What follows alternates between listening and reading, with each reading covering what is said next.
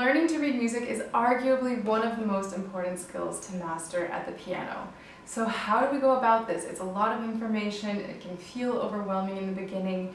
It also takes a lot of time to get our reading skills to the point where we can learn things like Bach Prelude and Fugues and Beethoven sonatas. So how do we get started with this skill without getting overwhelmed by all of the things that will pop up later? Today, I'm breaking reading music down into 3 basic skills that I promise you can master by the end of this lesson. And if you stay all the way until the very end, I'll have a few bonus tips to help you on your way. The first thing you need to work on when you're starting to read music is to memorize landmark notes. Just like when you move to a new city and you don't know your way around yet, you start to pick up some landmarks that whenever you get lost, you know you can go back to that spot and find your way. That's what landmarks are for us when we're reading music at the piano. We're going to start with just 3 basic notes, the G in the treble clef, middle C in both clefs, we have that one in both clefs, and F, the one between the 2 dots in the bass clef. Once you've got those memorized and you can recognize them automatically anytime they pop up in your music, then you can start to expand from those 3 to the next set of landmark notes, but that's a topic for another day. Step 2 is noticing if your music is going up, going down, or staying the same. Sounds easy, right? But it's actually underestimated. There are so many times when I've been working with students developing their reading skills and they underestimate this step, so they don't spend the time that they need working on each of these elements, and they'll be playing through a piece and they don't even realize that it's the same note. They're freaking out trying to figure out what that note is when all they have to do is realize, okay, the note's in the same space, or okay, the note's in the same line. That means it's the same note. That means I just repeat the note. Or stepping up or stepping down. Which brings us into point 3, which is noticing how far apart the notes are. So if we're moving up, are we moving up by a second? So is it moving from one line to the very next space, or one space to the very next line? Or are we moving up a third from one line to the very next line, or one space to the very next space?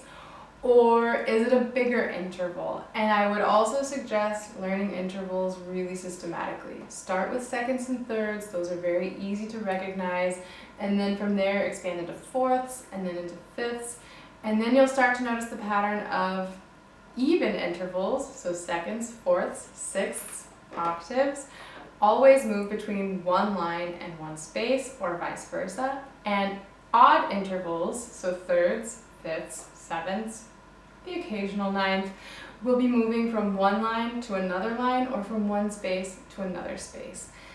This trick will help you recognize the intervals more quickly, which will help you read more fluently in the long run. And let's practice each of these steps really quickly. So step 1 is recognizing your landmark notes. Here we have treble G. Here we have middle C. Here we have another treble G. Here we have our bass clef F. I have several shorts here on YouTube about this, and over on Instagram I have even more reels helping you practice these landmark notes. Check those out if you want more practice on this topic. Then let's have a look at some notes and practice identifying which direction they're moving in.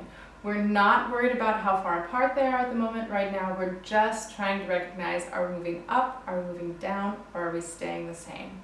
Here, the notes are moving up. Here, they're also moving up. Here, they're moving down. Here, they're staying the same. Here, they're moving up. And here, they're moving down. Great. Now let's move on to our intervals. So we're going to be starting on landmark notes. We're going to be moving up, down, or staying the same. And then I want you to notice if we're moving by steps, so neighboring lines and spaces, or seconds, as I called them earlier in this video, or thirds, or we can also call them skips, from line to line or from space to the next space. So here, we're starting on treble clef G, we're moving up, and we're skipping. We're going from line to line. So that means if we count through the musical alphabet, our notes here are G, B, D.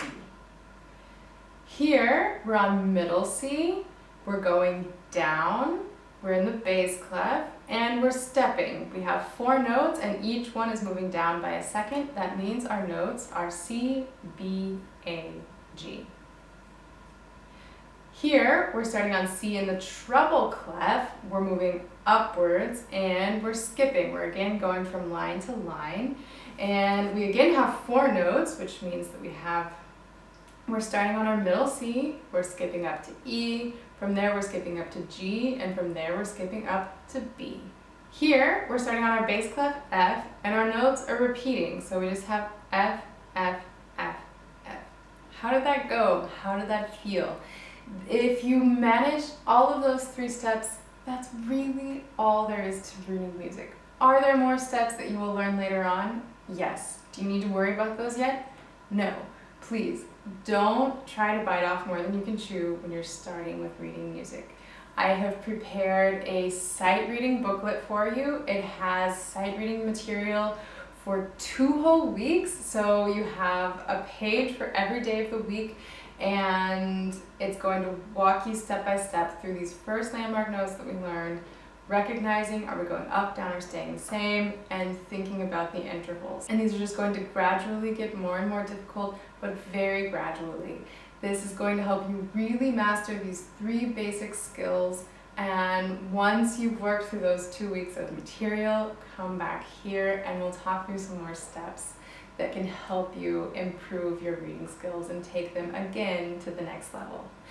Now, I mentioned, if you stick around until the end, I have a couple of bonus tips for you. When you're reading music, try to look ahead as early as you can. So when you're first starting out, yes, you're going to be looking at note, note, note. But once you've had a few days of experience sight reading, I want you to try looking at the music before you play, and then when you do start playing, try to keep your eye moving forward so that you're always looking at the next note or 2 ahead of where you're currently playing. This is going to help you always know what's coming and keep you from freaking out when something scary pops up, because you're going to have that moment of anticipation that you need to be able to account for whatever's coming at you. Another thing I want you to keep in mind as soon as you can is to be thinking about rhythm. The first time you're reading through a piece, you might not have the capacity to focus on every single thing, and the rhythm might fall by the wayside, and that's okay. But once you've played through, if you notice that the rhythm isn't really staying steady, or if you weren't thinking about rhythm, I want you to pause, consciously clap and count the rhythms that are in the entire sight reading piece, and then play through it again, consciously counting as you play and really trying to keep that steady beat that you need that will make the rhythm really come to life. If you manage to bring in these 2 bonus tips early on in your reading journey, you're going to be so thankful that you don't have to struggle with those issues later on when you have more complicated notes and more things that you need to be paying attention to all at the same time. Until next time, happy practicing.